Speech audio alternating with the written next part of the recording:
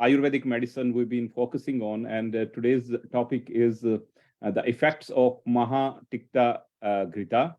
And we have very distinguished speakers with us, Dr. Anurupa HK from Mysore, welcome, and Dr. Baljot Kaur from Ludhiana, Punjab, welcome, ma'am.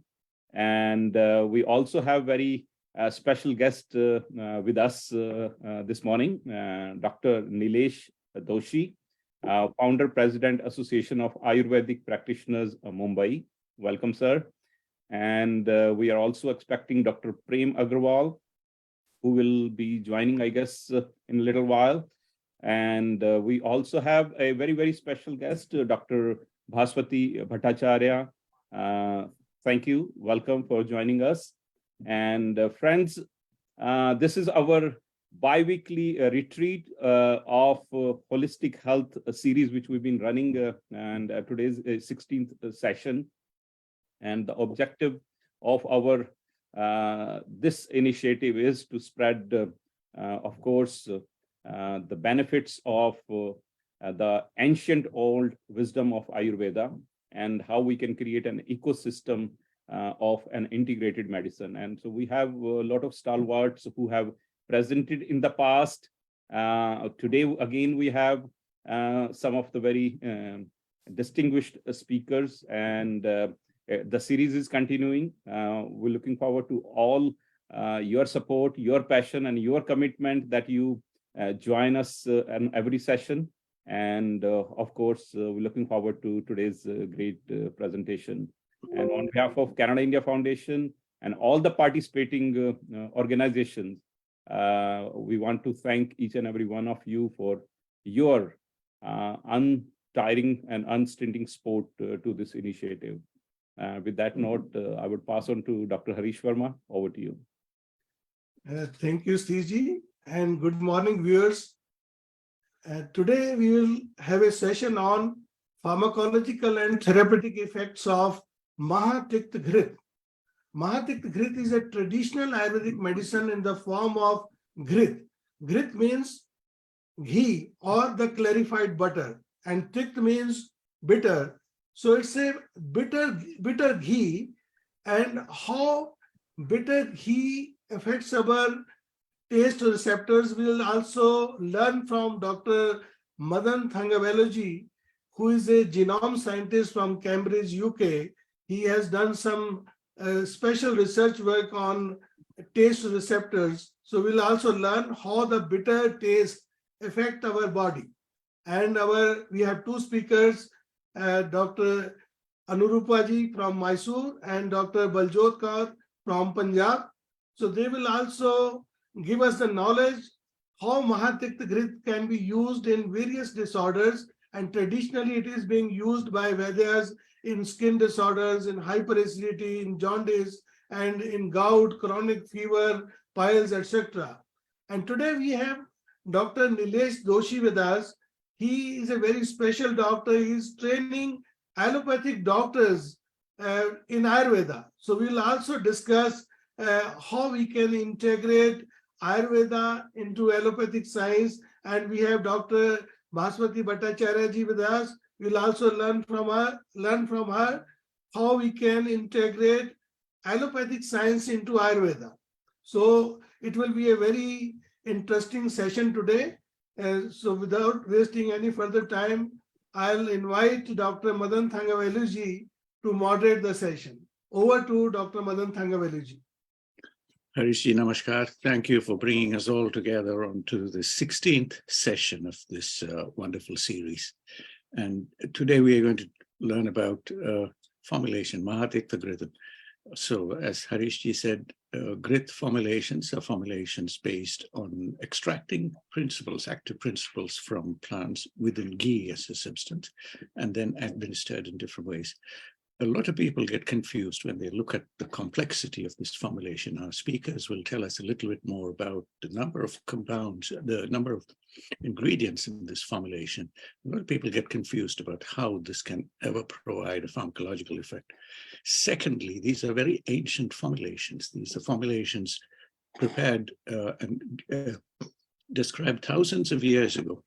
So that is an additional complication. How did people use these? And finally, the number of conditions for which this formulation is used. Before we go to listen to our speakers, and to particularly to Doshiji, who has done his MD from the prestigious Jamnagar, Gujarat Ayurveda University. And just to set the scene, to connect this ancient knowledge, ancient formulation with contemporary pharmacology and where things are going, I'll just take the liberty of sharing one screen, if I may. Harishi, I hope I am permitted screen share. Yes. Now, the first one, screen share I want to do is where contemporary biology, pharmacology might want to go. They want to understand these bitter compounds and chemicals. And this is the bitter database that comes from the Institute of Biochemistry, Food Science and Nutrition of the Faculty of Agriculture at the Hebrew University of Jerusalem in Israel. This list, in terms of receptors, it has 75 receptors listed here. And these are different receptors found in different parts of the body, in humans and several other organisms too. Now, if you look at the compound part of this database, 1,041 compounds are described in this database. Now, when we look at this complexity and how pharmacology wants to understand, we can see an approach that seems like what our ancients understood already, the interaction between bitter compounds and how it can be used to modulate physiology. I'll finish off with one other paper here. This is titled Taste and the Gastrointestinal Tract from Physiology to Potential Therapeutic Target for Obesity. And in here, if you look through, it's a very well-written paper, of course, it talks a little bit about GI tract motility and GI tract physiology and the brain. And all this is understood and starting to be unraveled now. But how did our ancients know all this thousands of years ago? So I leave it here and invite our first expert here with us, Nilesh Ji. Nilesh Ji, namaskar. Thank you for joining us from Mumbai. Nilesh Ji is very special. As I said, namaskar Ji. He did his MD in Jamnagar quite some time back. Some of his contemporaries are working in the Indian government at several positions, so he knows these people. Nilesh Ji, there is a discussion that we've been engaged with. Baswati Ji is also here with us. The integration must be two ways. I've shown you how bitter compounds are only starting to be described now. Bitter receptors are only starting to be described, but this knowledge existed in our texts for thousands of years. So there is a need to bring this knowledge to contemporary pharmacologists, physiologists, in contemporary practice, and vice versa. There are many aspects of contemporary medicine, like what you are doing, that has a big role to advance the ancient knowledge. Please tell us something about where you are already involved in that space. You train modern surgeons in use of Shara Sutra, etc. Please tell us whether this thinking is correct and where you see we should be going in the future. It's a big topic that's debated around the world of integrating systems. And Harish Ji and all of us are of the opinion it must be a two-way interaction. Many aspects of Ayurveda going into modern medicine, and many aspects of contemporary diagnostics, etc., coming into Ayurveda. So basically, investigations based on the best of modern medicine and interventions based on the best of Ayurveda. Is that something we can achieve? Yeah, sir, if I have to say that ultimately, Charak Samhita says that Dharma Artha Kam Mokshanam Arogyam Mulam Uttamam. What we want is the eternal peace. But to get the eternal peace, to have your health, you should be healthy. And to remain healthy, one has to have a know, as we say that some dosa, some agnishtha, some dhatu, malakriya. So we should have a healthy person. So to have a healthy person, we should have an ultimate management from whatever way, whichever way, wherever way we get it. And that's why Susrut, Acharya Susrut says that ekam sastram na adhyano vijanyettu anya sastra. We need to understand not only our science, we need to learn other sciences, whatever are existing across the globe. This is what the fundamental principle has been described by Acharya Susruta. So the concept of integration, let us say, is not from today. It is from the beginning of the Shastra, the science. It has been said that we need to look at across the globe, across all the corners, that whatever, wherever, whichever we get for the benefit of the patient, for the benefit of the mankind, to keep them healthy, one should learn, accept, and utilize it. So, to have a healthy population, I suppose this is the need of an hour, which has been described by Acharya Susruta years back. As we know, there are so many disorders, lifestyle disorders, non-communicable disorders, arthritis, skin disorders, proctology. All these conditions are there, wherein modern system of medicines have their limitations. And at that point of time, other system of medicine like Ayurveda, Yoga, Unani, all these systems can play a major role in the management of all these conditions. But there is a limitation from all the science. And when we talk about the integration, we must learn the science, whatever we want to practice, or the principles of that science. So if I say that there is a limitation, if I am performing the surgery and I want to give the anesthesia, I cannot practice the whatever the Acharya Susruta has said for the anesthesia. The concept of anesthesia was there in Susruta era, but that concept cannot be practiced in today's era. So we need to accept that, yeah, in modern science, the anesthesia is much advanced. So we adopt it, we accept it, but at the same time, we need to understand that whatever things we want to utilize, let Ayurvedic doctor wants to utilize allopathic medicine, or allopathic doctors wants to utilize Ayurvedic medicines. Both of them should learn their basic principles of the science right from the beginning. And if you can understand, and if you will go into the depth of that science, and then if you will interpret and will try to understand the management from the each other science perspective, then only we can have a concrete assembly. And if we have a Tadvidya Sambhasa, and if we can come out with some good output, that instead of using this medicine, if we will use this medicine, it will be for the benefit of the mankind. So thank you, Doshiji, thank you very much, because you are now providing us the context also for seeing how to advance the ongoing engagements in Toronto. Toronto has the university, something called the University Health Network.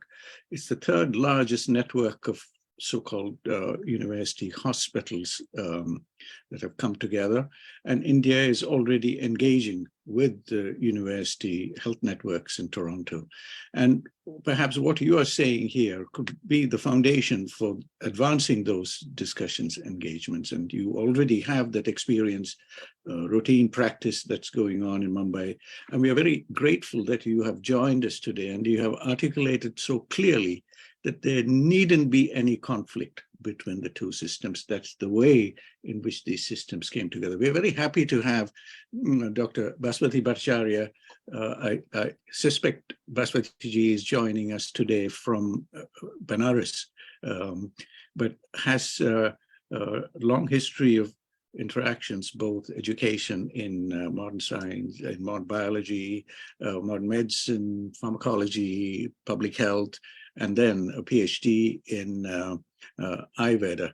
Baswati ji, now perhaps you wanted to add something here on what Doshi ji is adding, and also Pallavi ji, perhaps we just get a few words, please. Just a sentence, please, Dr. Madan, please allow me. Please. There was a very beautiful course conducted earlier, the GFAM, Government Faculty of Ayurvedic Medicine, which was an integrated course, and there were very good doctors who had, they were knowledgeable of both the pathies, but somehow that got banned. If you go into, you can get it online, GFAM, Government Faculty of Ayurvedic Medicine. Sorry, Bhaspati ma'am, you can continue. Thank you, Dr. Madan. Pallavi ji, before we let Baswati come in, could you send us a link to this resource, GFAM? Was this a Maharashtra specific activity, or was this? Yes, it was Government Faculty of Ayurvedic Medicine, GFAM. Thank you. I'll locate this and put it on the chat box. Baswati ji, thank you so much. Thank you, Bhaspati ji.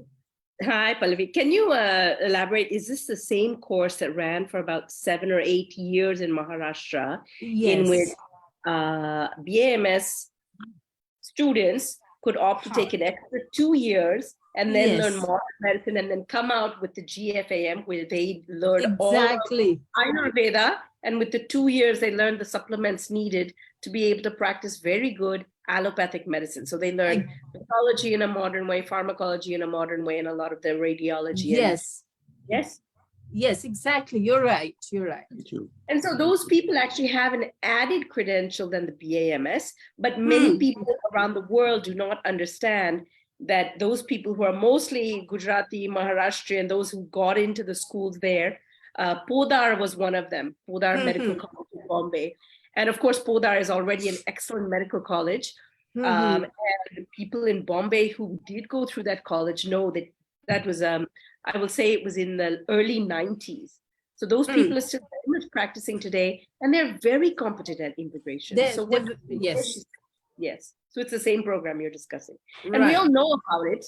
But the funny thing is that now that the talk of integration is happening, many people are pretending like it's a new thing, like it's the first time we're doing integrative medicine. And it's not, you know. MHS has a new name, but Maharashtra already had this, and Podar already had this, you know, what is this, like 30 years ago, right? True. So thank you for bringing that in. That's very nice. For my side, I've been teaching at Dinacharya Institute to doctors. Our first courses were done as Ayurvedic certification courses only for licensed health professionals in New York or in the US. So I took that particular stand back in 2007 because they were all kind of legal gray zones, and we didn't want to have problems. Obviously, as a doctor with background in pharmacology and neuroscience, as a lab research scientist, and in modern medicine as a licensed physician, I could teach, and I could teach basically everything. But there was some kind of politics around whether or not people who didn't have licenses could practice Ayurveda, and that still, you know, exists to some extent. So what I did is offer the course preferentially to health professionals, and doctors were very excited. Doctors, nurses, people with acupuncture degrees, osteopaths. We had several people who were licensed in, acupuncture, registered dietitian, licensed massage therapy. So people who already had licenses and had clinical experience. And to summarize, I'll say, number one, people with clinical experience learn Ayurveda much more fully. When you take a 17, 18, 19-year-old who enters into BAMS as a bachelor's level degree, and they're reading about Kushta, or they're reading about Prameha, they've never had it in their own young bodies. And maybe their grandparents might have had it or have it, but they don't have that clinical experience. So they just mug it up, they just memorize. Yeah, but they don't have that ability to understand when they read it. When I first read about MahaTikta Ghrita in Shushruta, which Dr. Anurup and Dr. Baljot will be discussing, I was so excited that they talk about it. And I'll give some comments after if we have time.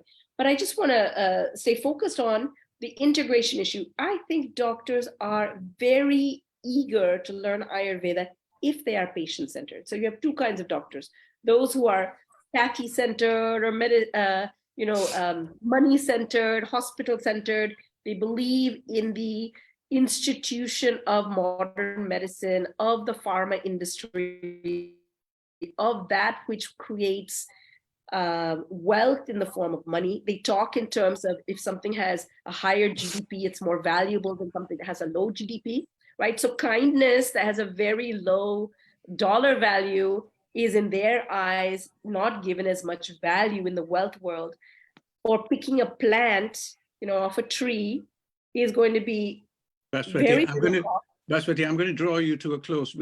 Yes, I will. Conscious those of time. doctors versus, let me just finish my sentence. So those money-oriented doctors don't want to learn Ayurveda. The ones who are oriented toward patient-centered care. Patient care. And I think that's increasing. And we're looking forward to helping those people. Would you, before I quickly take the floor back to Doshiji, you've seen the scene, you've seen the styles of engagement and the urgency that is there, seen at many sectors, shown by many actors, to see how we can bring this integration, whatever integration means, different things, different people.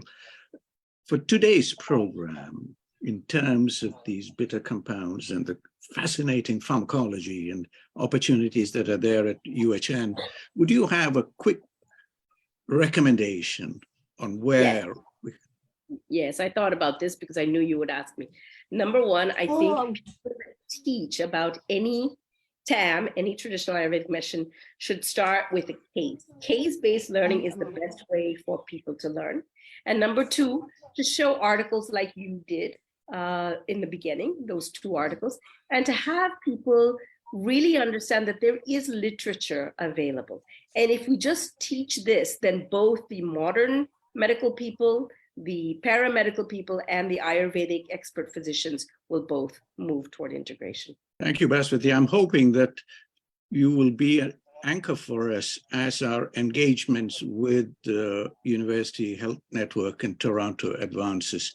And it calls for a lot of dialogue, and it calls for many hours of discussion with cases and examples and the fundamentals and the differences and the similarities before both sides will start to produce something exciting. Please stay with us.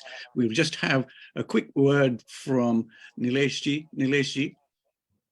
Yeah, sir, I would like to say two things over here. One is that there are many practitioners in private field as well as in teaching institutes. In private field, I have seen the pediatrician like Dr. Athavle, Dr. Vasant Khatau. These are the two eminent pediatricians in the city of Mumbai. Another is Dr. Vasant Chauhan, who is at present, of course, no more, is again a very well-known physician. All of them are practicing Ayurveda like anything in their practice. In spite of they are being qualified in the modern system of medicine. But the another aspect, what I have observed over here is that at Nair Hospital and KEM Hospital, Dr. Saradini Dahanukar, Dr. Urmila Thatte, Dr. Ravi Bapat, Dr. Sanjay Yok, all of these stalwarts have started Ayurvedic departments over there and have done a lot of research work from the medical point of view as well as the surgical point of view. So the concept is flourishing in the city of Mumbai, and the add-on was Dr. Ashok Vaidya, the pharmacologist, and he has established or innovated the concept of reverse pharmacology. Reverse As ma'am pharmacology. said that case-based studies. Now, these studies can be done in two ways. One is that you formulate the things, you design the study, and then you proceed for the studies.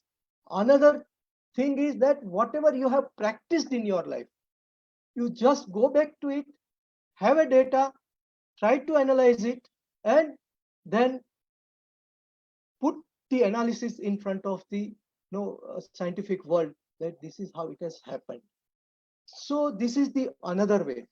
As we know that this is the era of evidence-based medicine, and if we want to have an evidence-based medicine, the similar things should be done by the Ayurvedic practitioners as well as from the modern practitioners. And if we want to achieve a long-term goal,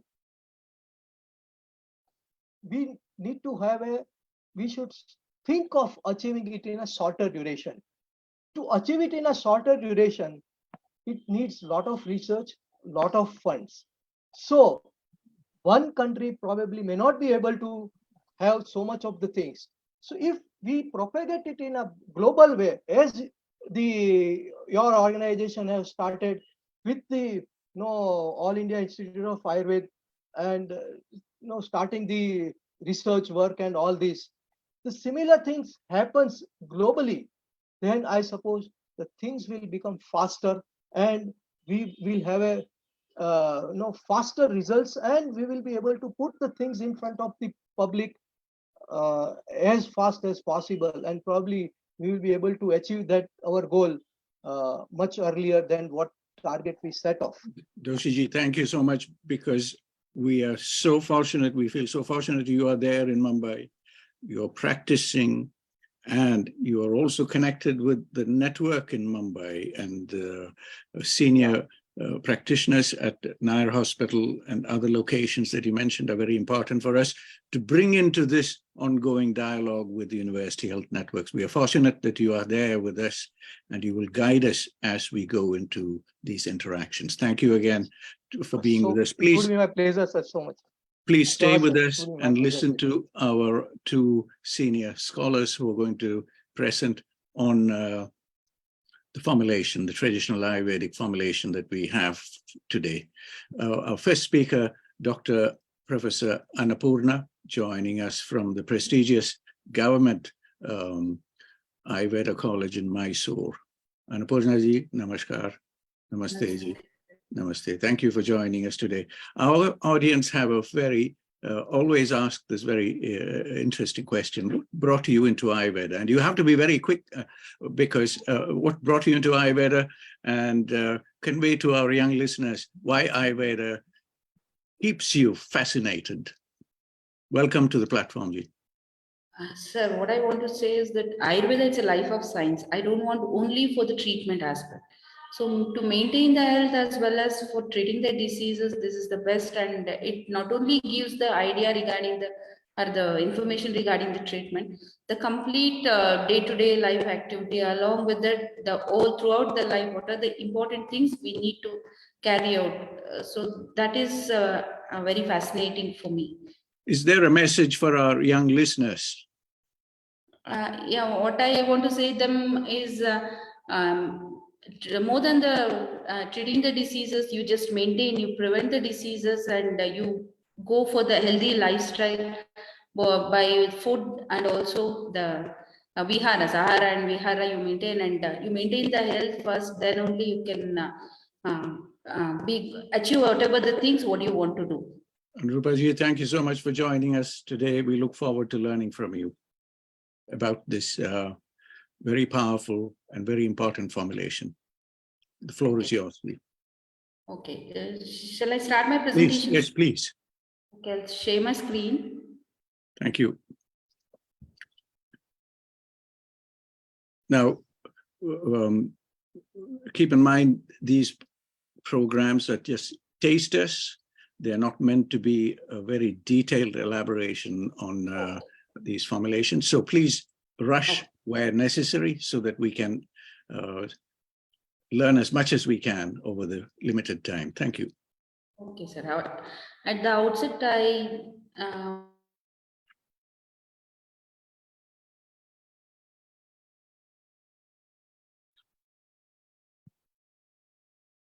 And Rupaji, we've lost you. Can you? sir, I'm not able to. We can see your screen. You are not able to advance your slide. Slide is not visible, sir. Okay. It is visible. We can see everything. Okay.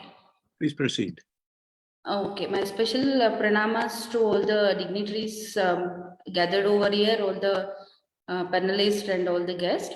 Okay, I'll start with the presentation. Today's topic is Mahatikta Ghrita.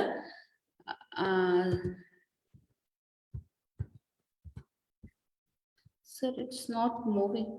Oh, apologies for this. Not, yes, sir. So you can see the next slide now, sir? Yes, we can. Please proceed. Thank you. Okay. Before going to the main topic, that is Mahatikta Ghrita, I just want to highlight what is the concept behind these formulations. What is ghee preparations, that is Ghrita Kalpana, under some of the headings, and we will discuss actually what is Mahatiktaka Ghrita, its ingredient uses and all. And finally, I just want to have a short discussion over this Ghrita Kalpana versus liposome. So this Ghrita Kalpana, or what's a medicated ghee or clarified butter, we say, it is nothing but the preparations where the healing properties of the herbs and roots are imbibed in a nourishing fat base. So this preparation is meant to convert this, what are the active principles present in the drugs, into a form so that it is easily assimilable inside the body. And also it helps to preserve the potency of the drug as well as drug is made to palatable. So it is perfectly suitable for the long-term use. So what this Ghrita has been mentioned as a Nitya Sevaniya Dravyas, that is, you can use it the daily with no any side effects or with more benefit. And that's why this base will have an effective treatment in the body, and also it helps in preventing the relapses.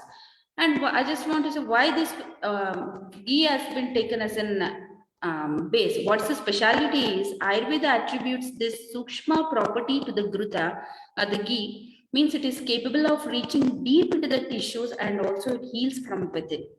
And ghee is naturally congenial to the body right from the time of the birth, that is soon after the birth. Sparna Prashna has been advised to take along with the ghee. So it can be given throughout the life irrespective of age and time. And one more thing, the special quality of this Ghrita is Samskarasya Anuvartanat, means it achieves the properties of the drug by which it gets medicated. Like whatever the drug which has been added, processed, it will be induced into the ghee. Along with that, it will retain its original property. And the purpose is it's to extract fat soluble active.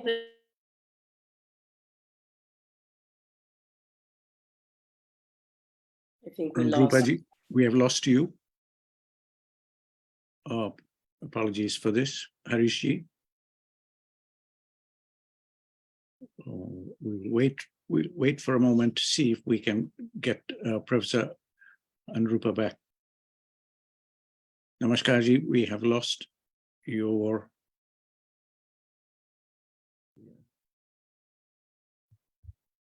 It seems she has low bandwidth, so if someone else has to Baswati-ji, there was also a bit of a crackling on the line, if you noticed. Now, if you have her slides, then you can post them, or Dr. Verma can okay, post here, them. Anrupa-ji is back. We will continue with that. Yes, sir. Okay, sorry for the interruption.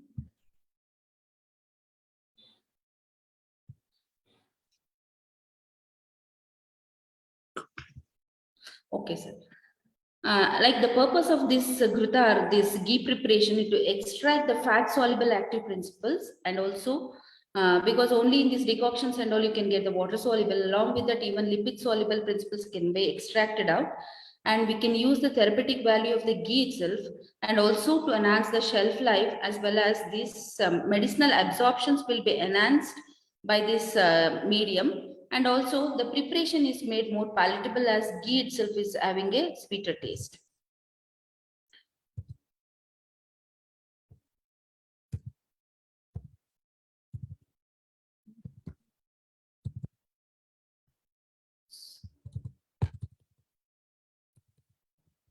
Are you having difficulties advancing? Okay. The basic ingredients for this Ghrita preparation is this paste, that is the medicinal drug has been converted into paste. If the fresh drug can be made it into pound it and make it a paste, as well as if it's a dry drug, that can be powdered into fine and add some water so that the paste can be prepared. So one part of the paste along with that 4 parts of the Ghrita, that is the ghee or the clarified butter, will be added along with the liquid. Liquid can be of any type depending upon the preparations. It can be of ghee, or sorry, it can be of milk or some decoctions or whatever the things can be added. And all the 3 ingredients, that is the drugs which has been mentioned, can be taken in the form of paste, the decoctions as well as ghee. All are mixed as shown in the diagrams and heated over the flame. So here the flame advised is of the medium or the low flame. That is, the higher flame can lose the potency, make the drug to lose its potency. And even though the procedures extend also, no problem, because that has been advised as more the durations, the more potency will get this ghee and all. So that has to be boiled so that the water content will be evaporated. And finally, you can test the that is the paste which has been got inside the ghee. I will explain that in the next slide regarding the test of perfectness. And that ghee can be boiled till all the water content evaporate, and that is filtered. That's better to filter in the cloth and squeeze it so that the remnant of the ghee inside the paste can also be extracted out. And that can be preserved in the glass bottle for the further use. So this can be prepared like this. The Ghrita preparations not only for the medicated, you can prepare it many, like I prefer to my kids and all, I prepared with the badam paste, so that this badam quality will also be added. And Ghrita, it is generally we use in the food and all, that can be done. So like this, you can prepare any type of the ghee preparations. Only thing is you should be very careful about its final test. So what are these tests you can make it means the drug or the paste, what you are getting at the bottom of the vessel, you can take it and you can just rub it between the fingers so that it will make it into a wick-like. So that is important thing. So if any water content is remaining, you can see that will not become wick, it will become like a paste. Or if it has been overcooked, it will become like a powder. So that's why another important thing while boiling is it should be continuously stirred so that the paste will not get stick at the bottom of the vessel. That's why it should be continuously stirred throughout the process. And another test you can do is you can just put that paste over this over the fire so that it should not produces any sound. So again, it is for the water content. If there is a sound, it shows some water content is present in that. And another test, you can observe no bubbles. Like when Ghrita started heating, you can see some bubbles over it. And there will be a complete absence of the bubble over the Ghrita.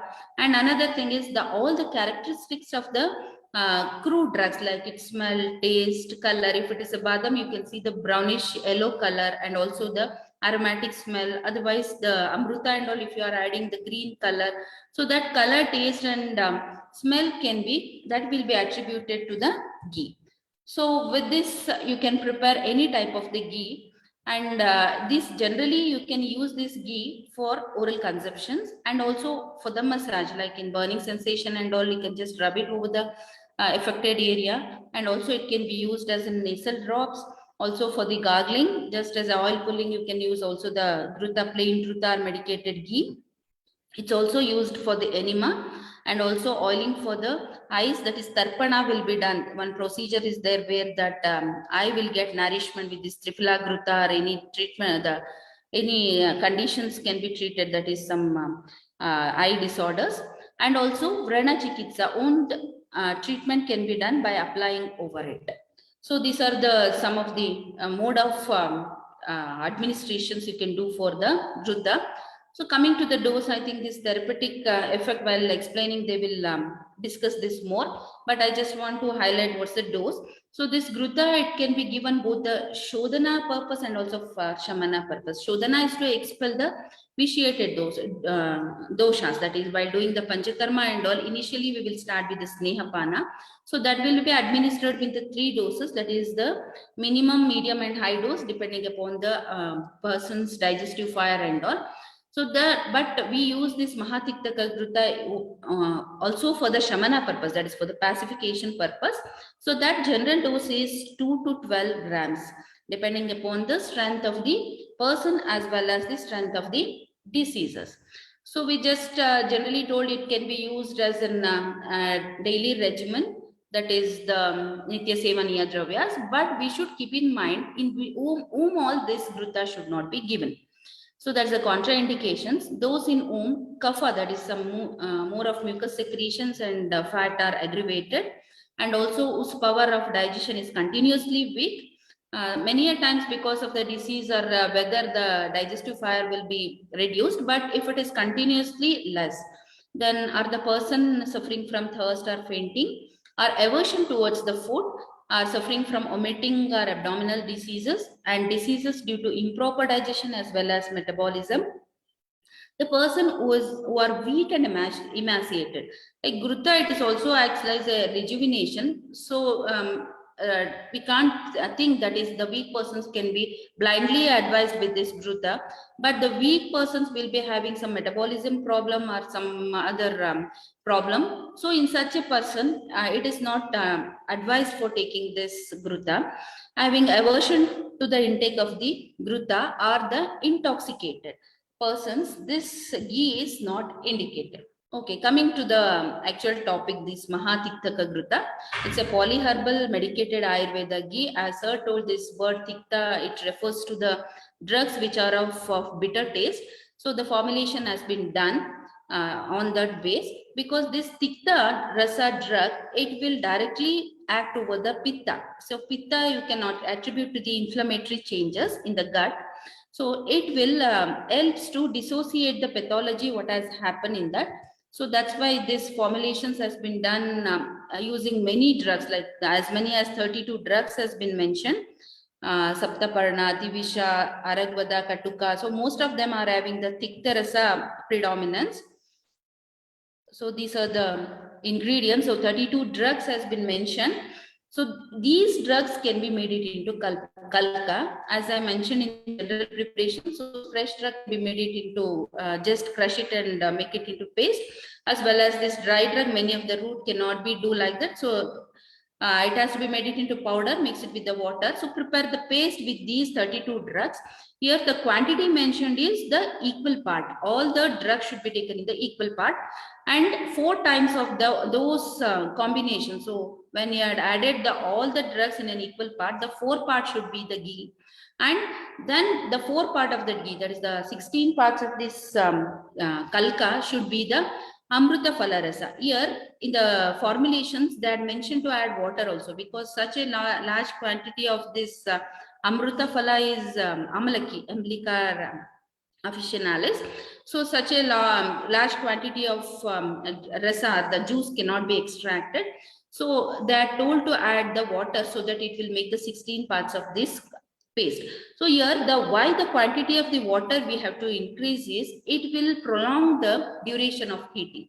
So only that heating time will enables or will make the drug to leave its extracts into the ghee. So that's why this sufficient of liquids has to be added. If it not available, it can add even the water. So that is the term, that is the default that told. If any liquid has been not mentioned, water can be added. Here the purpose is to prolong the duration of heating. So the uses of this Mahatiktaka Ghrita is it's used to cure and treat the skin diseases, bleeding disorders, bleeding piles, herpes, gastritis, gout, anemia, blisters, schizophrenia, jaundice, fever, heart diseases, peptic ulcer, menorrhagia, and all. So it will be discussed in the next session by the next speaker. And it is extremely used to cure various chronic diseases, and not only for the internal administrations, it can also be applied externally for the non-healing wounds and also skin diseases. So the dose recommended is 6 to 12 grams twice a day. With the anupana, like this is preferably advised to take in an empty stomach morning and the evening before food, and soon after the taking of this ghee, it's advised to take the hot water for its better digestion and absorption. So even after taking a sip of hot water is advised to take oftenly. Otherwise, even this guduchi decoction can also be done. Then the patya is advised. Some of the diet has advised to take along with this when it has been administered this ghee. That is the broken rice, vegetables, buttermilk, ginger, green gram, and rock salt. That is Haindava lavana. And some diets has to be restricted, like common salt, chili, oil, sour food. The probable mode of actions of this, so the exact action is not yet established, but only depending upon the active principles present in the ingredients mentioned, we can establish some connections between its action as well as its ingredient. Like ellagic acid, which is present in the amalaki, that is the main ingredient what we are using for this Mahatiktaka Ghrita. It forms an insoluble complexes with zinc and magnesium ions.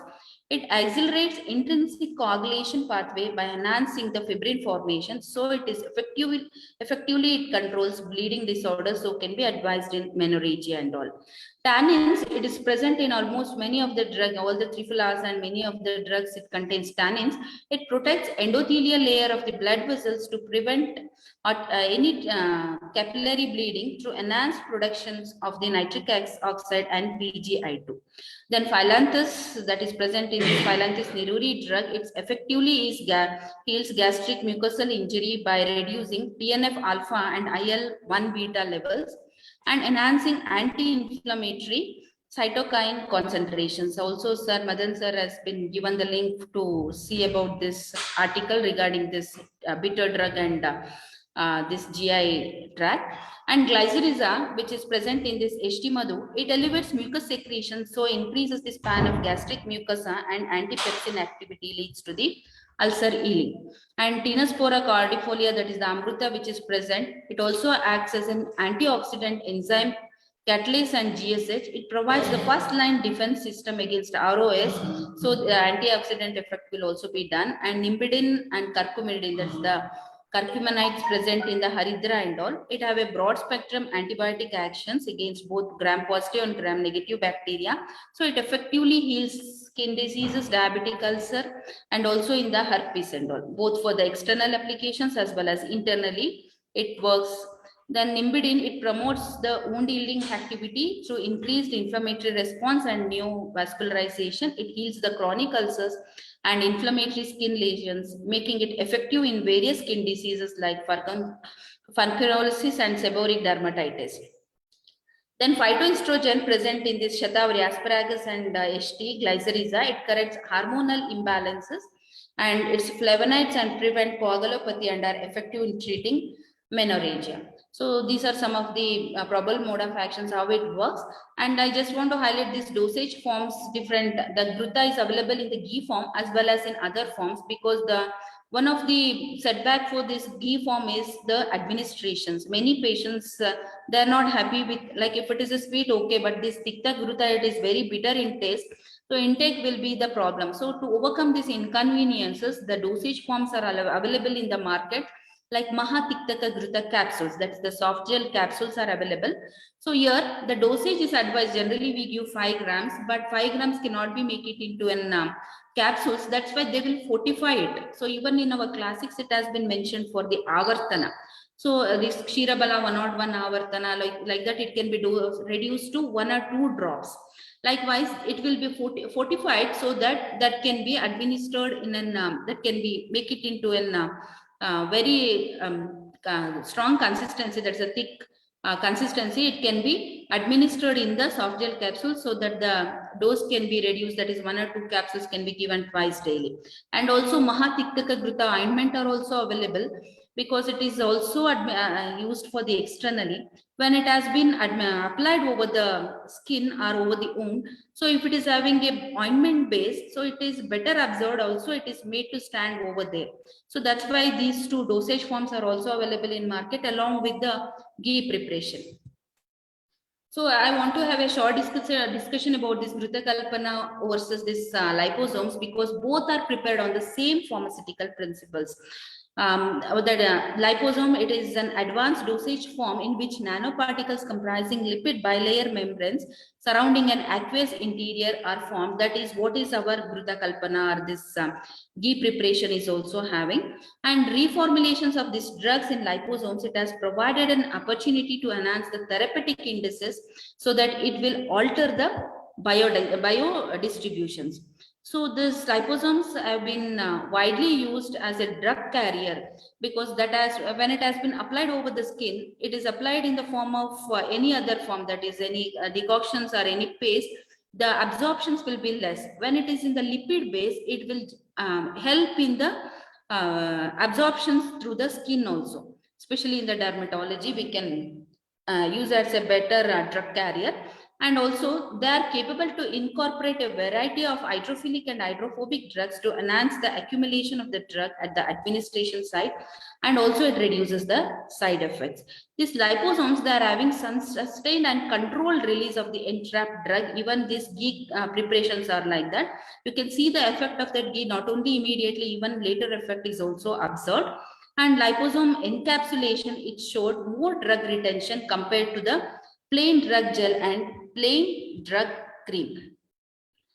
And this natural lipids, because it is immune for us, it's generally, but it's biodegradable, where there will be no any side effects. It will not produce any antigenic or pyrogenic reactions.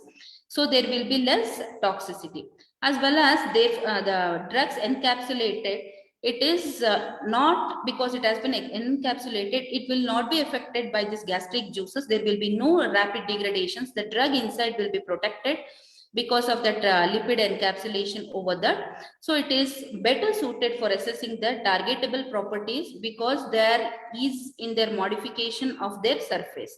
So that's why even our ghee preparations, that can be better administered in many conditions, that is even the chronic conditions, where the drug will be taken to the target without any changes. That is, the much changes will not happen during the digestions by the effect of these enzymes, and will be better absorbed even internally as well as externally. And finally, I conclude by saying this Mahatiktaka Ghrita, it is a balancing combinations of Pitta Shamana drugs in a nourishing ghee base, and it is useful in variety of diseases. Especially it is indicated in skin diseases, and it's good even in various chronic diseases. Thank you. Anurupa, thank you so much for taking us into some of the subtleties of this formulation. Now, one question that's come out is about the first description, where it was first described, this formulation, and if there are some variations in the herbs that are used, etc.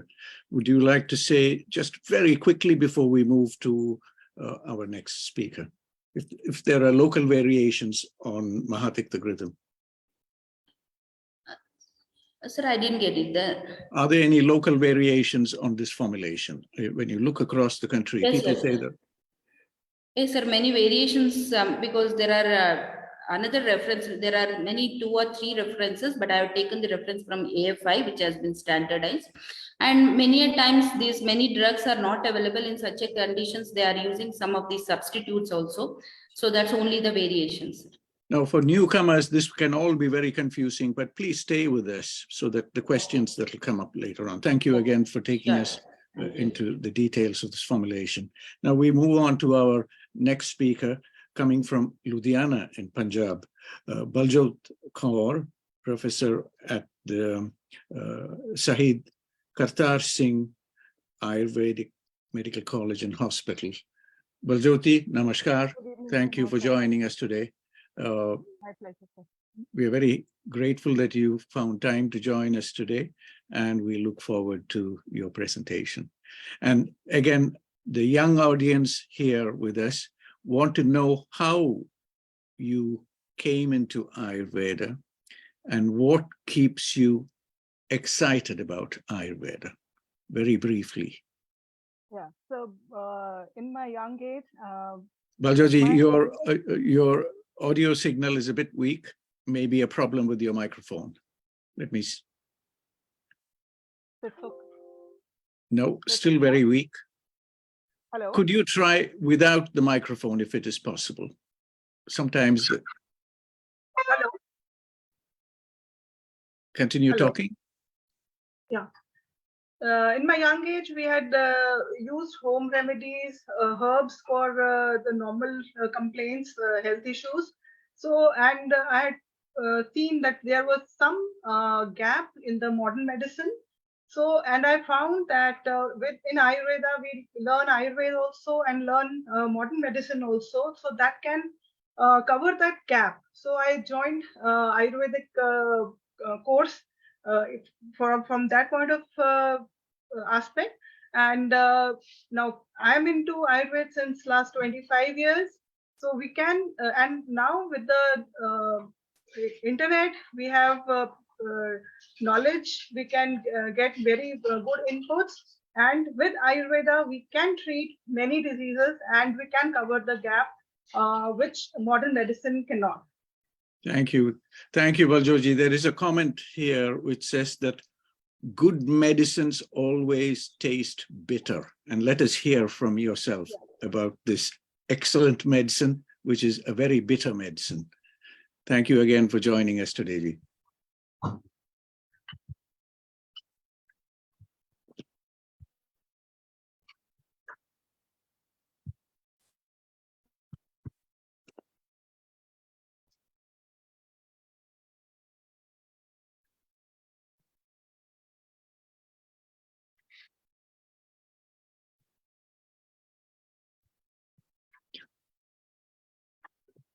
My prayers to Lord Dhanvantri, and I thank all the panelists, all the dignitaries on the dais for giving me this opportunity to share my knowledge on MahaTikta Ghrita.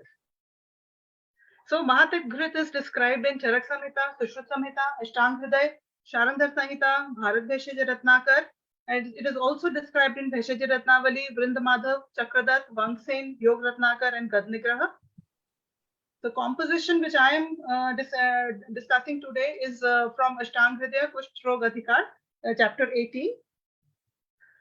So these are the contents, and it is said that Siddham Tiktan Mahatiktam Gunebihi Adhikam Matam. It is said that Mahatikta Ghrita is best among all the TiktaGhritas. So I will not go into the details of the composition as Madam has already discussed. So main point is that Amalki is in the maximum amount in this composition. So mode of action of Ghrita, I will go shortly, and Madam has explained very well. Now the lipids are readily available to extra and intracellular spaces. Blood-brain barrier has a lipophilic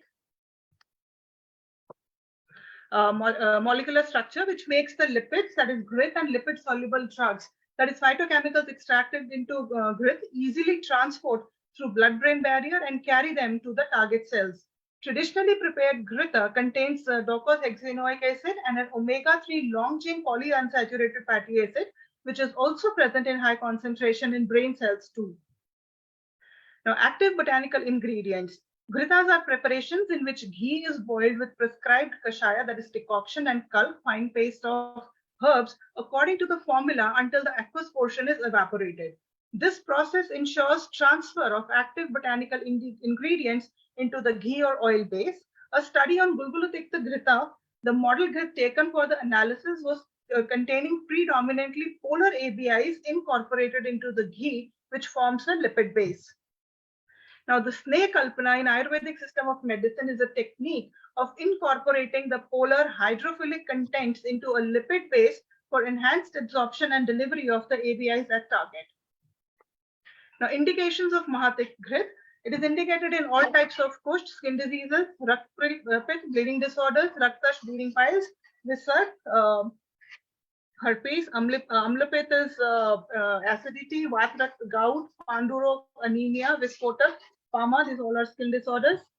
Then Unmad, the psychological and psychiatric disorders, Kamla, jaundice, Jwar, fever, mainly chronic fevers, and then Kandu is itching, Hridrog in cardiovascular diseases, Gul, Bedika, Elsrigdar is menorrhagia, and Gandmala, that is the thyroid disorders. Now coming to researches, a case study to evaluate a role of Mahatikta Ghrita in the management of Vicharchika. In this 33-year-old female patient came with a complaint of itching, redness, and burning since 12 years. So to her, 15 ml of Mahatikta Ghrita was given orally with lukewarm water in the morning time on empty stomach for 30 days. So the criteria of assessment was intensity of itching and intensity of burning, and objective criteria was redness and size of patch. So and after treatment, there was no complaint. It was all resolved. In a second case, a case study of plaque psoriasis with Ayurvedic management. In this 52 years old male patient came with chief complaint of reddish erythematous plaque over both lower limbs with itching and dryness over them since last 2.5 years. So in this case, Shodhan Chikitsa was given, Deepan Pachan was done, and then Abhyantar Snepan was done with Mahatikta Ghrita. And then Vaman was given, and after that, Dhumpan was given, and Sansarjan Kram was done. Then in the oral medicine, it was Gandhak Rasayan, and Mahatikta Ghrita was given 5 ml twice a day. And the overall result was that after the treatment, area involved was 0%, erythema was absent, induration or thickness was absent, and discoloration scaling was absent. Then in a third case, classical Ayurvedic management of acne vulgaris, a case report. In this, a 23-year-old Indian female presented in the OPD of NIH Jaipur with complaints of papules and pustules on face and back, itching over lesions, burning sensation was also present after itching. So redness of face and neck with dull skin since 1 year, and was also mentally stressed. So allopathic treatment was taken, but she did not find much relief. So in this, Lodhradi Lep was given for local application, and Shuddh Gandhak with Panchnim Churn was given, Dashmulkwat, and Mahatikta Ghrita was given 10 ml twice a day with food for 15 days. So in this case also, the papule, after 45 days of treatment, papules were nil, itching was nil, discoloration was very mild, and redness was nil. Now, my experience with Mahatikta Ghrita, I will be sharing 2 cases. A case of atopic eczema in a pediatric patient and PCOD with hirsutism. Now, a 9-year-old female child with diagnosed atopic eczema with complaint of dry skin, interior neck folds, itch when sweating, flexural dermatitis, type 1 allergy, and increased serum IgE, and course influenced by environmental and emotional factors. So she came for Ayurvedic treatment 3 years back. And this atopic eczema started at the age of 5 years with no relief with modern medicine. So this was the condition for flexural dermatitis before treatment, and this is after treatment. This is also before treatment, and this is after treatment. The skin color, it has also gone better now. This was her neck condition, and this, when she was emotionally disturbed, this flare-up used to happen, and now this is all clear. The main treatment I had given her was Raspachak Yog, Rakpachak Yog, Manspachak Yog, Suchekar Ras, Raghumalini Basant, and Mahatikta Ghrita was continuously given. These medicines stages of the treatment. And this PCOS was hirsutism. Now, polycystic ovarian syndrome is the most common endocrine disorder in women of reproductive age. It is a complex disease in which genetic, endocrine, environmental, and behavioral factors are intertwined. giving rise to a heterogeneous phenotype with reproductive, metabolic, and psychological characteristics. Patient presentation is variable, ranging from asymptomatic to having multiple gynecological, dermatologic, and metabolic manifestations. With increasing age, the syndrome evolved from a reproductive disease to more.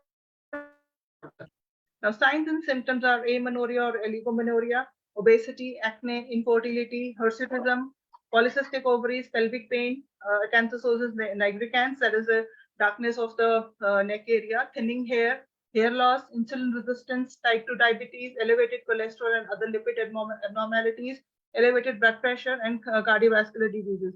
These are all a later manifestation of PCOS.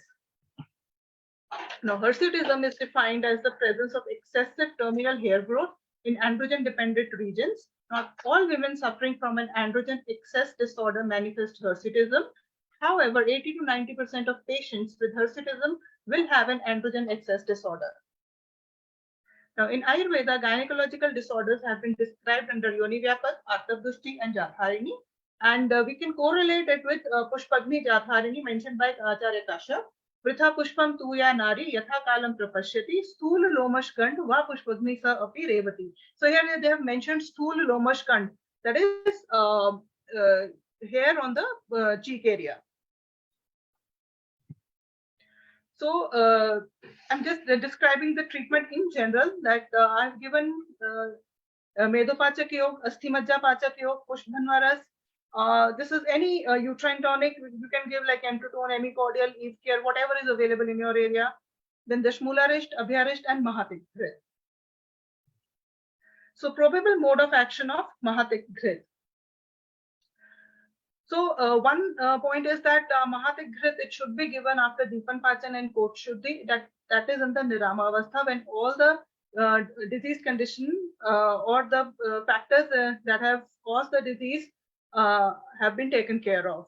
So after Dipan Pachan and Kosh Shuddhi, the digestion happens at the level of Amashay by Jatharagni. So Jatharagni is at the level of Amashay or the stomach. Then the digested food goes into the Grahani, that is the duodenal area, where assimilation and absorption occurs. And here Acharya Sushrut has mentioned that Grahani is the place of Pitta Kala and also the Majjadhara Kala, that we will be discussing later on. And so when Mahatikta Ghrita, it rectifies the Dusht Ras Dhatu. I'm discussing in the aspect of hirsutism. It rectifies the Ras Dhatu because the Updhatu of Ras Dhatu is Artav and Stanya. That is the endometrium and the ovarian and the endometrious cycle factors and Stanya. And the mal of Ras Dhatu is Kapha. When Kapha is increased, then it will cause blockages or other disorders of the in the female. So Ras Dhatu, when it is rectified, then it also rectifies the Dusht Rakta Dhatu, whose mal is Pit. And since this is Pit Chamak Ghrita, it helps in cleaning in making the Pit better. So this when Rakta Dhatu is becomes normal, it rectifies the Dusht Mans Dhatu. And here the Mans Dhatu is basically the skeletal muscles. And skeletal muscles also store fat, that is intramyocellular lipids.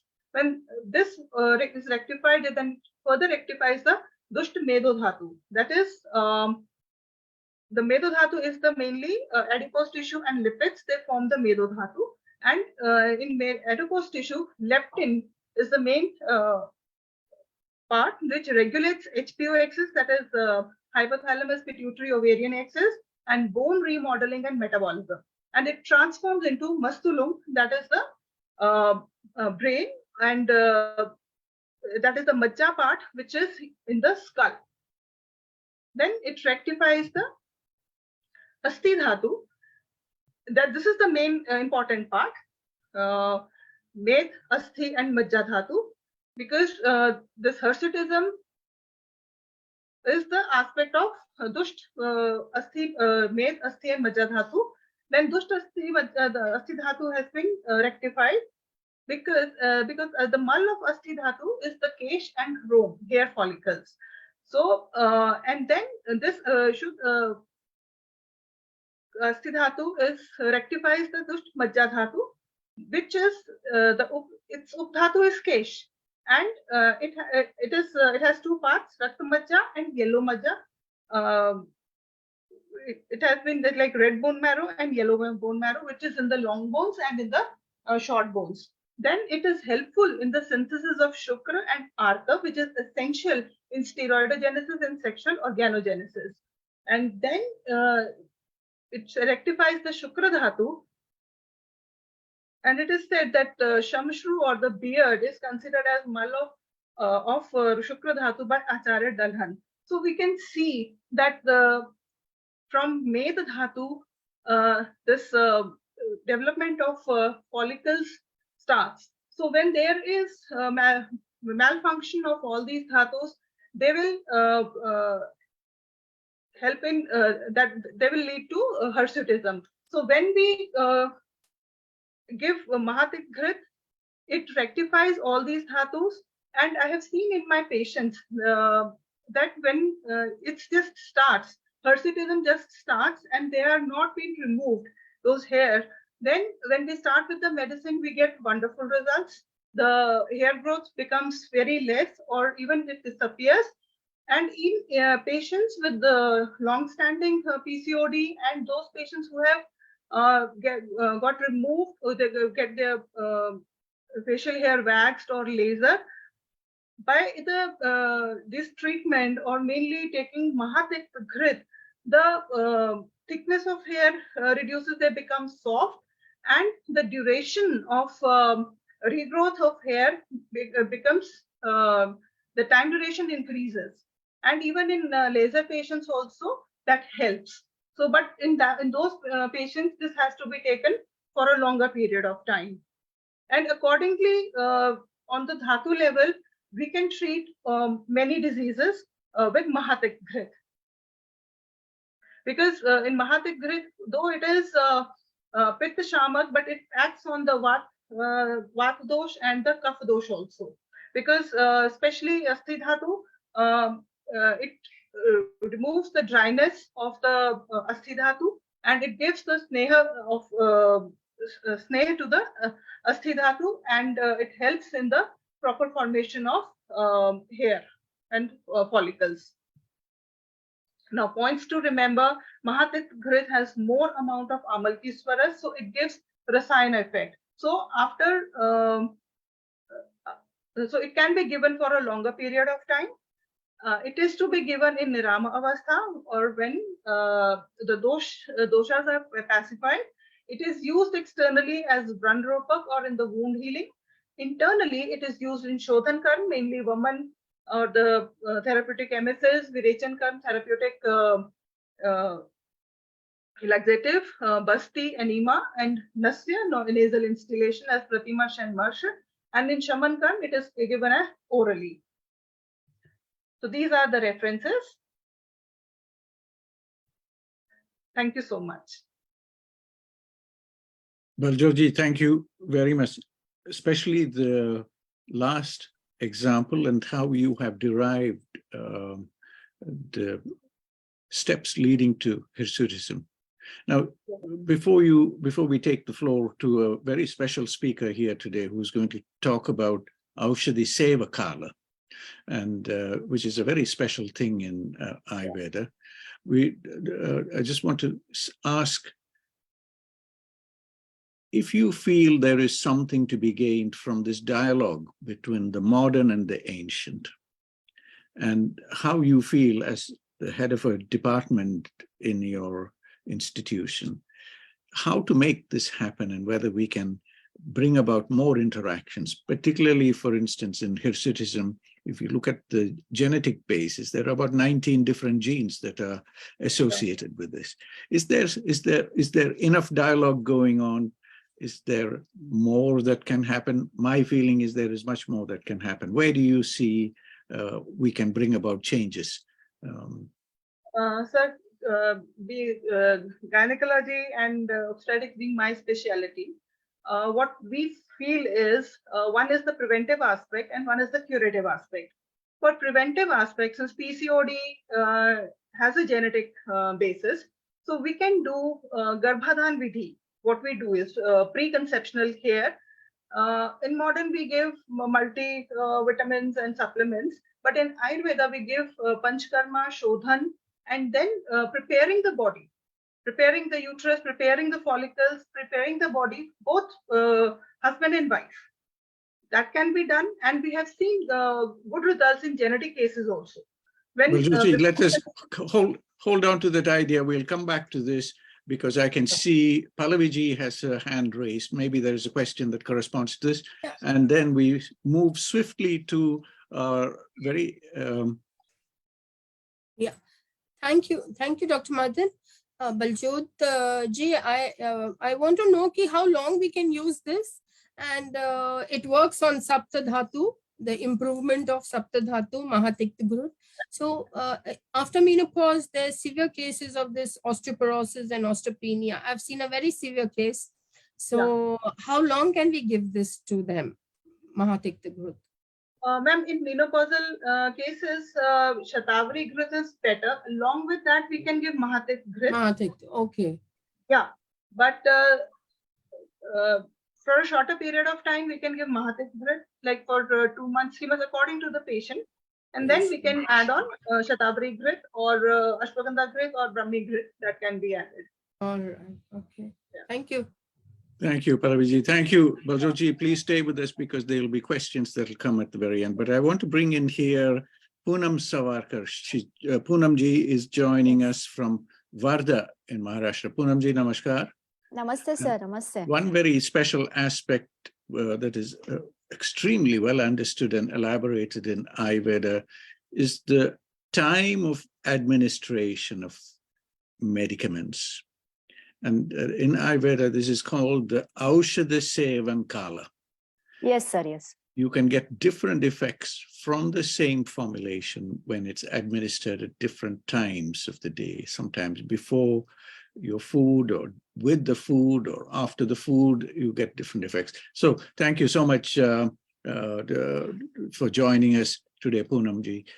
We look forward to the floor is yours. Keep in mind, there's a time issue here. So we look forward to learning as much as possible. Please swiftly go through. The idea here is just a taster to teach, to show people the direction. Thank you again for joining us. The floor is yours. Yes, sir. Yes, sir. Thank you. Thank you. Thank you very much, sir. Actually, as sir told, it is a very important aspect in the clinical practice. Just a minute. Sir, my PPT is visible, na, sir? It is visible, but if you can move it to a presentation mode. Yeah, sure, sure. Yes, I am doing the same. Better. Yeah, now I think it is okay. No, it is still not in presentation mode. You will have to do it slightly different. Oh, there it is. It's good. Thank you. Okay. Thank you, sir. Actually, really, it is a very crucial and it is very important aspect in the clinical practice because before any prescription, whether it is any medicine for the shaman chikitsa or palliative care or for the procedural, that is therapeutic in Ayurveda, we have to keep into consideration certain factors before prescribing any medicine because it not only just important to enhance the therapeutic outcome of the therapy, but also to reduce some associated adverse event which are possible depending upon certain factors, physiological factors, climate, weather, time, or constitution of the patient. So here I am trying to overlook the aspect of Aushadha Sevan Kala in Ayurveda. So actually the Aushadha, as I said earlier, it is a very crucial factor. And generally the proper time of administration of Aushadha, it is known as the Bhaishajya Kala, Aushadha Kala. There are the multiple synonyms for each and everything. And proper knowledge of Agni, Koshtha, constitution of the patient is very, very essential to decide this Bhaishajya Kala. Actually, Acharya Vagbhata already mentioned that Kalo Bhaishajyam Yoga. That means to enhance any therapeutic outcome of the therapy, it is very essential to prescribe the particular or specific medicine in a specific time or in a specific, considering the specific diurnal changes in the environment or weather. So, and in the body also. The Aushadha synchronizes with the Agni and exerted at effects depending on the state. That is, it is which type of avastha is there. So we have to keep into mind before prescription. So along with that, the proper administration of the time which is applicable for the medicine, it not only enhances the potency of the drug also. So which factors affect over the Aushadh Sevan Kala? That is the first one, the state of Agni. That is, Agni is the supreme factor and which is very essential, not only digestion, metabolism and absorption of the every content or every the key factor in the medicine. Second one, the relation with the food, because in the next slide we are overlooking some multiple Bhaishajya Kala which are described or elaborated, exclusively elaborated by our Acharyas. So relation with food is very, very essential. And third one, that is the types and severity of the disease. Before deciding the Bhaishajya Kala, we have to keep into mind about the specific type and whether disease is severe or chronic one. Next point is the patient internal constitution or Prakriti. That is, Pitta Prakriti is there, then we have to avoid some Pitta Prakopak medicine at the time of afternoon. So this is the example. Next one, that is age, gender and presence of other disease conditions, some physiological changes in the environment, that is the seasonal changes and even diurnal changes we have to keep into mind. Second one, the type of dosage form of drug, whether which type of Bhaishajya Kalpana we are using, whether it is Swarasa, whether it is decoction, whether it is powder form, etc. And most important thing, the psychological state of the patient, it is very important to decide the specific time of administration of a drug. There are these certain 8, when that is the overview of our classical text of Ayurveda. There are the main prime 8 Aushadh Kala described. That is abhakta, that is the specific medicine which should be prescribed with the empty stomach. Some may be before food, after food, between the foods, and so on. So we will see later one by one. So in abhakta Kala, that is, it is completely empty stomach. Generally, in context of Panchakarma, the Vamak medicine, that is the medicine which induces the therapeutic emesis, this should be prescribed at the empty stomach for the better expulsion of the kapha dosha. Second one, specifically these are indicated in a kapha predominant condition, but it is strictly contraindicated in children, aged women who cannot withstand the potency of the medicine, and person who having the delicate body. So such patients should be contraindicated for this Kala. Generally, this abhakta Kala, that is that empty stomach time administration, is very essential for Rasayan medicine, rejuvenative medicine, antioxidant, immunomodulator medicine. The drug which pacifies Vayu should be administered before meal or morning time. Second one, the medicines which are administered in the abhakta Kala generally rectifies the kapha dosha. Next is the prag bhakta, that is the prescription of the medicine before the intake of food, whether it is lunch or whether it is dinner. So there is one specific references are there in our classical text, and generally these are indicated in the Apana Vayu Dushti, where there is the vitiation of Apana Vayu. Then in certain condition we have to give this medicine before food. Gudagata Roga, that is situated in the pathologies, the clinical pathologies which are situated in the that is anorectal pathology. In such condition, we can prescribe the Prag Bhakta Conditiona. So if we have to overcome the specifically Apana Vata, because there are 5 types of Vata, and among them, if we have to correct the Apana Vayu and then related disorder, then we should prescribe the medicine in the Prag Bhakta Kala. Madhya Bhakta Kala, that is the medicine should be prescribed between the food. That is, if we are dividing the food into 2 parts, that is the half part in first and second part in after intake of the food.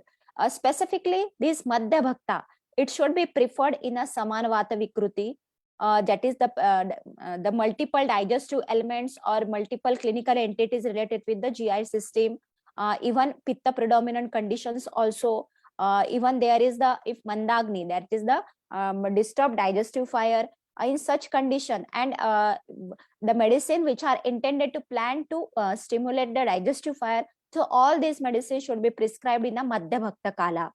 Generally, because it particularly act over the Samanvayu and Pachakvitta, so it corrects the all digestion related problems.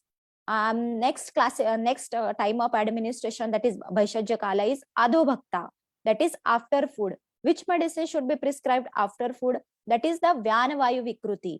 That is the diseases having the Vyanavayu Vikruti, that is the having the systemic disorder which involves the vitiated Vata. So in such condition, that is the Sandhivat or Sarvangagatvat, or the where there is major joints are affected up to the extreme condition. So in even Amvat also. So in such a condition, we can prescribe the Adhobhakta. Generally, the Rasna Saptak Kadha decoction or Mahar Asnadi decoction, such medicine are prescribed after the food.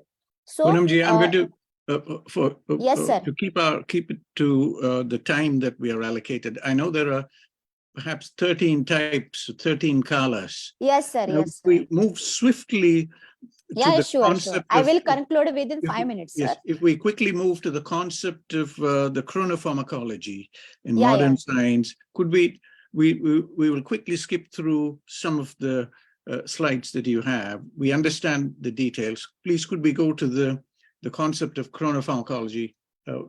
Actually, sir, this is the concept which normally correlated with the chronotherapeutics in Ayurveda, but in modern. But in modern, it is restricted, quite restricted up to some certain diseases like allergic rhinitis or even laxative. There is quite limitation. But the concept of chronotherapeutics in the form of Bhaishajya Kalpana, it is very well elaborated, and it primarily taken into consideration depending upon the nature of pathophysiology, involvement of the Nidan Pancha, involvement of the Pitta dosha. So actually the chronotherapeutic in Ayurveda, in modern, it is completely, I think, it is my personal opinion, sir, it is completely different. We can't correlate these two things, because while deciding the Bhaishajya Sevan Kala, we have to keep multiple minute factor, and it varies from person to person. But this approach is not. Now, I want to quickly move we appreciate the point you're saying. Could we move into one example of, say, musculoskeletal disease, like something like, say, rheumatoid arthritis? I think it might be somewhere in your presentation further down. Could you touch on that and just elaborate a little bit about the? Yes, sir. Sure. As one example, so that people will understand better. Yeah, and sure, sir. Perhaps they can. Yes, sir, definitely. The reason why I'm rushing is shortage of time. So yeah, sure. I think if we take just one example of rheumatoid arthritis, and there's a specific time when, sir, in context of Ayurvedic medication or allopathic one? Which one, Ayurvedic, sir? Which one you are expecting? Ayurvedic. Yes, sir, definitely. Actually, in RA, specifically, generally, this patient or Amvat, this patient generally approached with our OPD with the first one, that is the loss of appetite, and major symptoms are there. Yes, I know, stiffness, restricted movement of the joint, swelling, pain, and etc. But along with that, major associated complaint, that is the constipation and the loss of appetite. In certain condition, there is involvement of even Samanvayu, Pachak Pitta, and Apanvayu also. So in certain condition, we generally prescribe Hingvashtak Churna before food and Gandharvaritaki Churna at bedtime only. Because Hingvashtak for what purpose? Because it induces the Dipan Pachana, it corrects the Pachak Pitta and Samanvayu Dushti, and which ultimately corrects, after correcting the vitiation of Samanvayu and Pachak Pitta, ultimately it corrects the Apanvayu, it rectifies the constipation, and for that purpose we are prescribing the Gandharvaritki at bedtime only. Now, question, there's one question here about what the formulation that we are discussing today. Is there a specific aspect of Aushadh Seva Kala for Mahatikta Ghrita? Yes, sir. In the clinical practice, generally Mahatiktang Ghrita is generally advised in 2 conditions. If we are planning for the therapeutic procedure, then generally we advise in an empty stomach, but in an incremental pattern, sir. That is the Panchatikta Ghrita before Vaman and Virechana, We start at 30 ml, 60 ml, 90 ml, depending upon the type of poshtha and agni. But it should be with the empty stomach, sir. But on the other hand, if we are using for the palliative purpose, rasayan purpose, then it should be quantities different, sir. 5 to 10 ml, it is the sufficient one. It should be prescribed after food, or according to the classical references, it should be prescribed when the hunger is present, but food is not taken by the person. So it should be before food. So these are the two classical references, and according to that, we can follow the, we prescribe the Mahatikta Ghrita in clinical practice. Poonamji, please stay with us. I'm going to bring in Dr. Baswati Bhattacharya, who is a modern medicine physician too. And Yes, I want to see, Baswatiji, you know, this specific area of Aushad Sevakala, and we quickly went through the 13 different descriptors in Ayurveda. Where do you think, is modern medicine ready for this kind of subtlety that is offered? Now, I just let me finish off by saying they were unhappy to accept, or they were reluctant to even consider a complex formulation like Mahatikta Ghrita that is being discussed today. And suddenly we see bitter receptors playing such an important role in the health and normal physiology and disease. And similarly, Aushad Sevakala seems too complicated. It is not easy to understand. You know, we take formulation before.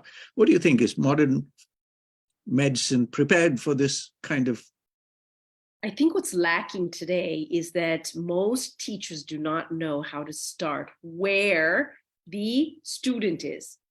They start speaking in language and terminology, which is also language, that is not apparent to the person sitting in the student seat, whether it's a MBBS doctor or whether it's a young Vaidyas student, a young BAMS student. If I was a first-year BAMS student, I would not understand Mahatikta Ghrita because no one today has explained the gunas, the doshas, and the mahabhutas. If they say, okay, ghee is jal and prithvi, and tikta is obviously of the rasa tikta, which is akash and vayu. That's why it will lower the kapha and the vata, and because the diseases of kapha vata, and because there is no fire component, no agni component, it will be pitta shamak. If they explain it in those terms, then the BAMS doctors that are young could understand it. But people are so advanced that are teaching, they don't think about it. In terms of Bhaishya Sevanakala, I've taught this many, many times to modern doctors. And I start with posology, because in pharmacy language, posology is known, how to do dosage. And they do have a concept of dosage. And so what I do is I show actually, I have to really compliment Dr. Poonam, the table she gave. We only got to see a few of the slides, but they're excellent. What she presented is excellent for a third or fourth year BAMS student or an MD IU student. But let's say it's a PhD in molecular genetics like you, or a pharmacologist who doesn't have Ayurveda background. They would not understand this. So you have to start them and say, sometimes in posology, in modern medicine, we give the drug before food. Why? Sometimes we give it after food. Why? And usually you give it after food if you're worried about a stomach ulcer, right? Well, in Ayurveda, they're not worried about a stomach ulcer because the drugs are not ushna and ruksha, the way that salts are in these pharmaceutical drugs. Our drugs have different forms. And so our drugs, meaning Ayurvedic drugs. And so the way to understand why they give it after is as Dr. Poonam showed on her slide. Now, Baswatiji, I'm going to stop you here just to see if we can, again, time, we are given very little time to speed us along. And as I said, these are just tasters. Could you quickly distill for us some recommendations? Because you've highlighted the challenge in bringing the languages together. Are there some recommendations from your side, particularly in the context of the Toronto University Health Network discussions that are going on? Yeah, so as I was saying about the posology and giving examples like that, that's for basic concepts.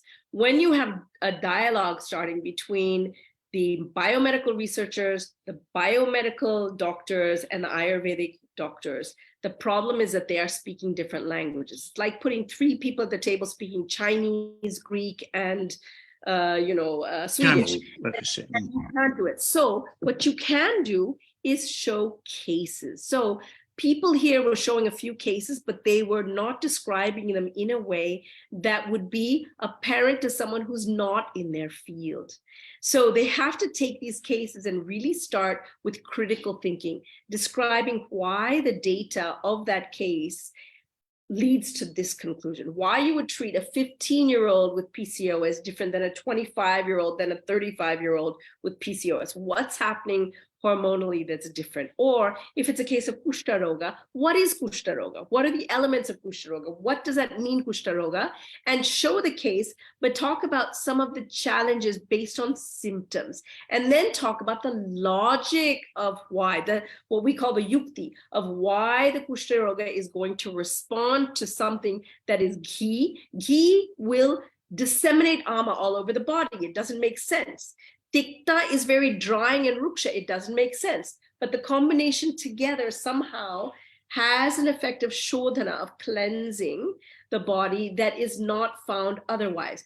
And the other question to answer is, why does it work in so many different diseases? Because modern medicine says one molecule, one disease. And, that has to be better explained. But using the cases where everyone that's a clinician has seen rheumatoid arthritis, as you described. So they can think about it in their terms, but there has to be a dialogue. When you see rheumatoid arthritis, what do you think of, Mr. Biomedical Scientist? When you see rheumatoid arthritis, what do you think of, Miss Biomedical Clinician? And Ayurvedic doctor, what do you? And this Ayurvedic doctor will say, I don't see rheumatoid arthritis. What I see is Baswati, I'm just going to stop you there, and a question for Nileshji and yourself, starting with yourself. Will you as a clinician use Mahatikta Ghrita today in your practice, having listened to this? I do use it, yes. Thank you. Nileshji, a question, the same question to yourself, Ji. You have studied, you have an MD from the most prestigious Ayurveda institution in the country that is also now hosting the global WHO's Global Center for Traditional Medicine in Jamnagar. Now, would Baswati, please. BHU also falls under most prestigious. Of course, BHU is a place. We are waiting for BHU to host a WHO Center for Traditional Medicine or something along those lines, maybe for Rash Shastra or something. Nileshji, please. Tell us where, you would recommend the use. How will you convince the modern medicine people to use this routinely, despite the complexities? Is it a difficult task?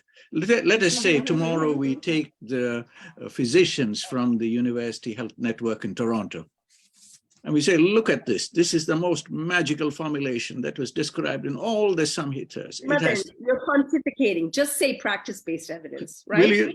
Will you use it? Will you use it? What will you do to convince them that you have to use this? Yes. So what I will do, I will have enough data of Mahatikta Ghrita at my institute and across many other institutes. We'll assemble it. We'll put it in front of the people that, this is the drug which is very useful. And as ma'am has said, that for the uses in Panchakarma, particularly before Virechan, in skin disorders, even I have used it in many of my patients. Normally, of course, I may not be the right person to speak on this because I do not practice the other medicines than the anorectal disorders, but at one of the place, because Ayurveda is my love. And that's how I have started this association of Ayurvedic practitioners in Mumbai and running CMEs. And also attached with one of the prestigious government institution where I practice as an Ayurvedic physician. There definitely I used to recommend this drug, and definitely I have seen very good results. Nileshji, thank you very much. This is the very reason why you are here with us, that we want to start to make those engagements happen between places like the UHN. Baswati, a last word from yourself before we move the microphone on to Poonamji for final words, and then to Pallaviji. would you have any last few comments is on how to Pallavi's comment accelerate waiting? this activity between? No, I just wanted to say ki if we have to put forward Mahatikta Ghrita to the modern practitioners, we should first make them understand quickly what is Sapta Dhatu and how it works on the Sapta Dhatu. Vaswati, what would you say?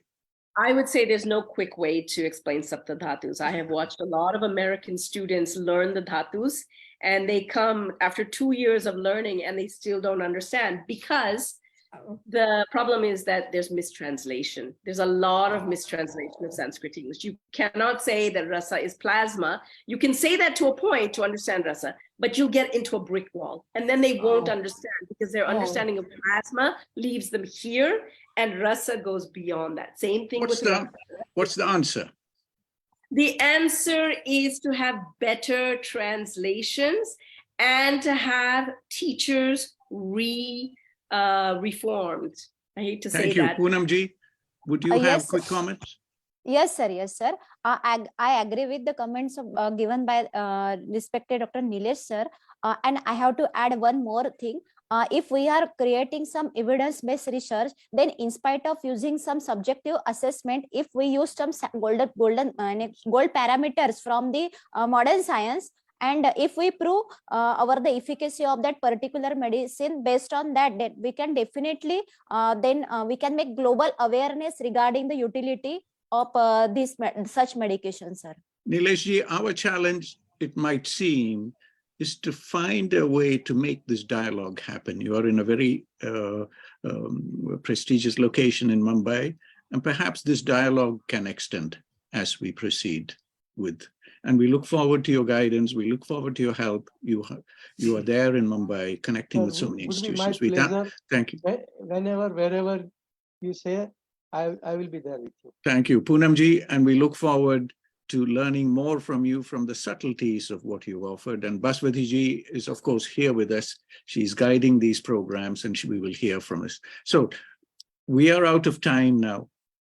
And I want to very quickly say thank you to everybody who's pressed it. I wish we had more time. These are just tasters. And the idea here is to get the message out. We are on to the 16th, and there are many examples that have come out in the 16 sessions that we've completed. And we look forward to learning more. So, one quick thing. Could you just have Pallavi end with some of the brand names of where and how people can get the actual Mahatikta Ghrita, if that is relevant? Okay, Baswati, thank you. Thank you. So there we are. I want to thank everybody who's here with us. Poonamji's apologies for rushing you, and thanks to Nileshji for joining us, and to Baljotji and Pallavi. My work is done.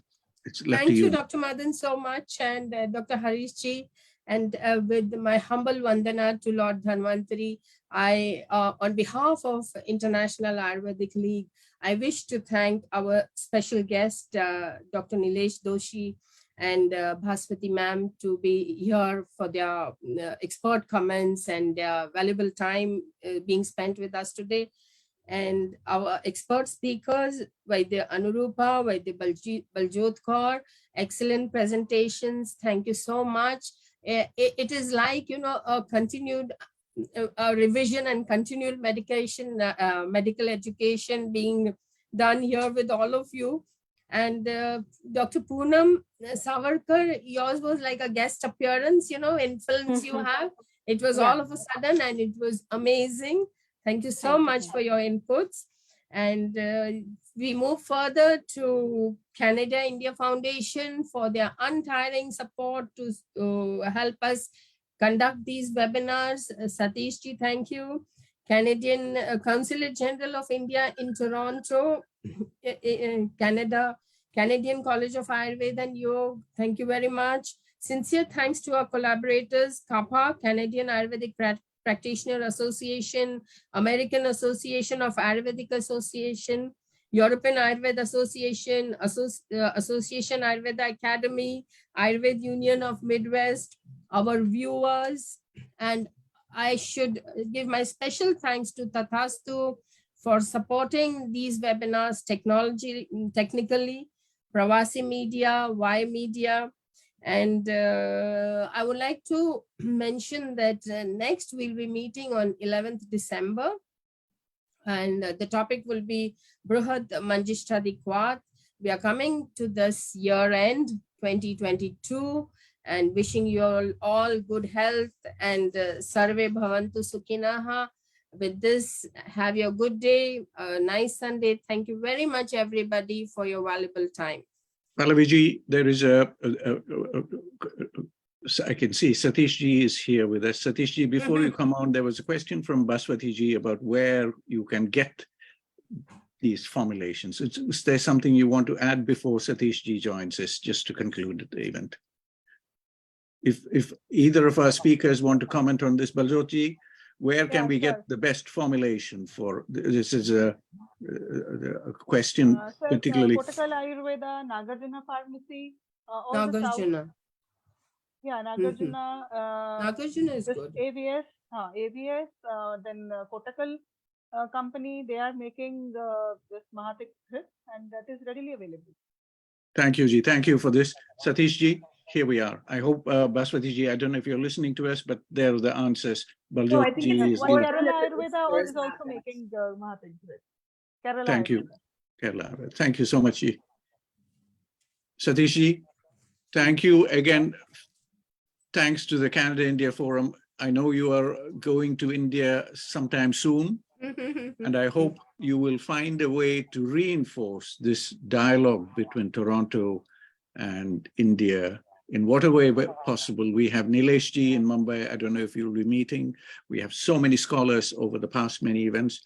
How to bring that, strengthen the interaction between Toronto and India. And as Baswati ji says, perhaps case studies or something. I don't know where we go next. I don't know whether you have something in mind. No. Thank you so very much for an excellent presentation. Every session I learn a lot, and I think through these interaction and discussions we are developing a strong community, and through that strong community, the engagement which we are actually steering on is going to help a lot. So of course the journey is long, and but I think so does our commitment, and so does our passion, and so does our willpower. And I think with all collective help and support, we'll be moving in that direction forward. And the key thing is that at UHN level, whatever the initiative we have taken, yes, we are working on some of the low-hanging fruits to work on, and which will keep sharing as we move forward. And please do keep joining us. Let's keep growing our family of Ayurvedic practitioners. And thank you once again to all your passion, dedication, and commitment. A quick information, please. Dr. Madan, can I? Yeah. I can't hear you. Dr. Madan, you are on mute. Go ahead. Yes. So I was just listening to the news a few days ago, the early morning news. 40 students, when we talk about integration, 40 students from Japan have come to Pune, that is Wagholi area, and they're going to learn Ayurveda, yoga, and going into the deep culture of Indian lifestyle, the ancient lifestyle. So that's really amazing, Thank you. Pallavi, my other comment, could you give us once again, there's a question here, once again, our next session, the 17th session will be on? This will be on 11th December. 11th December. And it will be on Brihad Manjishtadi Kwat. This is a complicated one for a lot of people. Could you repeat that? Brihad Manjishtadi. Manjishta is Manjishtadi Kwat. Kwat is decoction, and Manjishta works on various skin ailments again. And this is on the 11th of December. Yes, thank you. Thank you, everyone. Pranam, namaskar. Join us again on the 11th of December and learn more. Thank you all, Dr. Harish ji, Dr. Satish ji, Dr. Madin ji, Dr. Pallavi madam, and Dr. Nurupa madam, Dr. Baljot madam, and Dr. Poonam madam. And thank you all viewers. And I hope that I have done the justice to the the conversation. Thank you, sir. Thank you Thank all. you very much. Today's seminar was very informative. Thank you all. Thank you, Dr. sir. Madanji, thank you very much. Namaskar ji. Thank you. Good night to all.